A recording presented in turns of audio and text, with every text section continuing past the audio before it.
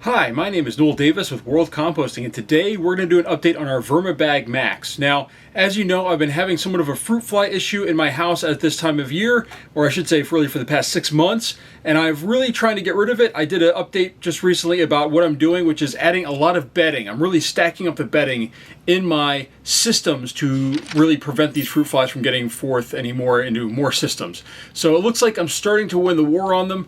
They've really cut back on in my house and in my basement. It's not to the point where they're flying around everywhere all the entire time and I'm vacuuming them up. But we're going to open up the Vermibag Max and see how it's doing, see if the fruit flies are there, probably give it a feeding, and then we're going to do the same thing and load it up with bedding. I've got a lot of bedding ready to go. I know also people have mentioned that my bins are dry. Yes, they are dry. I am purposely drying them out because I found that fruit flies do not like the dry material as much as they like wet material. So you have wet material on the bottom, you have some dry material, and you have a lot of dry material on top. I will get it all wet later once the fruit fly situation is taken care of, and I will mix it into the bedding and we'll get these working again. But this is something I need to do right now to really get rid of them. I can't maintain my house with fruit flies constantly going upstairs into my kitchen and into my bathrooms. So I need to get rid of them now. So let's go and take a look and see how it's doing. Okay, so here we are with the bin. The first thing we're going to do here is we're going to remove this light and see if we need the vacuum over here. I've got the vacuum ready to go. And that light is that's a standard bug light. I'm going to turn on the vacuum here and see if we have any fruit flies in here before we get started.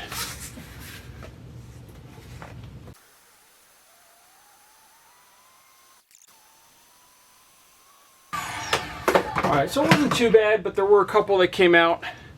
So even with all the paper that I added last time, what I'm going to do is I'm going to take this one worm off of here. We're going to leave the tarp off to let this dry out some more too. So what I'm going to do is I'm going to take this guy off.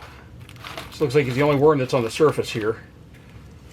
So other than that, this looks like it's pretty good. So we're just going to throw this off to the side for now. We're going to let this dry out. And we're going to dig down in here. So it feels a little bit wet in the center. Not much dust coming off or anything like that, which is sort of good. Because I'm going to dig down here. I'm going to do a really large feeding in the center here, and then we're going to bury this even more. I only have a couple inches really that I can add here, maybe 3 or 4 inches. So I'm going to add a large feeding here. First, we're going to move this stuff all up to the sides here, if we can. Just trying to dig out the center here a little bit. I'm starting to get material in there. I don't really want the material coming out. Doing a large feeding here. Now, after I do this, I also want to show you, there's one other big thing I've changed in regard to my setup down here. It's not something that is very noticeable. Alright, so here's my large feeding here. I'm just going to put this right in the center here. This is a mixture of banana peels, citrus, coffee grounds. So, nice big feeding. Just squish this down into the center a little bit here. I'm not going to add any minerals or anything like that because there's a ton of minerals on here already. There's another fruit fly that I saw. But the other thing I've really changed here that I just want to go over is the fact that I've decreased the temperature. So right now, you can see this. Let me flip it around this way so you can actually read it. If you see right now, it says 61 degrees, 60 degrees. So if I put it on the frozen food, it's obviously going to drop because it's even colder, but the paper here is, is still cold. Hold on, there's a piece of fruit there. So 60 degrees, you can see. I've really dropped the temperature in my basement here. I've closed the heat ducts that are down here. I've dropped this temperature down here lower, so that way hopefully we can get rid of these things. So, they apparently around 60 degrees, they have some issues, and around the 40s, they die. So that's part of my first series here that I'm doing. Now I'm going to bury this in here. And as I said, we're not really doing a whole lot today. I'm just going to pile on a ton of dry paper as another barrier. This food is going to allow them to eat for a while, but now we're going to add on our big barrier here. And this is, again, this 6-gallon bucket of paper. And yes, I know, it is dry. But dry, I found, gets rid of fruit flies better than wet. So here we go. This is a 6-gallon bucket of paper. I just want to make sure it doesn't fall off to the side here. And we're going to just add this in. We're not going to put the plastic back over. We're actually going to let this dry out. Now the key is, I have found, is to make sure that this gets near the sides, because that's where the fruit flies tend to come out, is by the sides here. So this still is not full all the way. I'm going to add some more to the center here.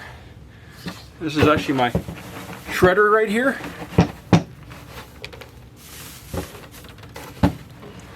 And this is all cardboard. All right, there we go. That's more than enough now. That's going to be overly full. Bump my light. Let me straighten that out real quick before I continue on here. So this is going to be filled to the brim. There's going to be nowhere for them to go. If they come to the top, they have nowhere to go but right back down into the bin. And that's going to help prevent fruit flies from breeding anymore. And in a couple weeks, you know, they should be pretty much gone. So that is my update for this week, and probably for the next couple weeks. So there you go. You can see it's filled all the way to the top. It's touching the mesh on top. That's how full you want this. You want this really full with paper. This should get rid of my fruit flies. I've done this in other systems that I have, and it has worked incredibly well. And it's the reason why I'm doing this now in all my bins, because I really just want to get rid of this problem. The other part is the temperature reading, and with that, I hope to really eliminate all these fruit flies so I can start doing updates more frequently, and then I want to get this more moist inside. This really does need to be more moist. I'm just doing this to get rid of fruit flies. So thank you for watching, and if you have questions, please leave a comment down below.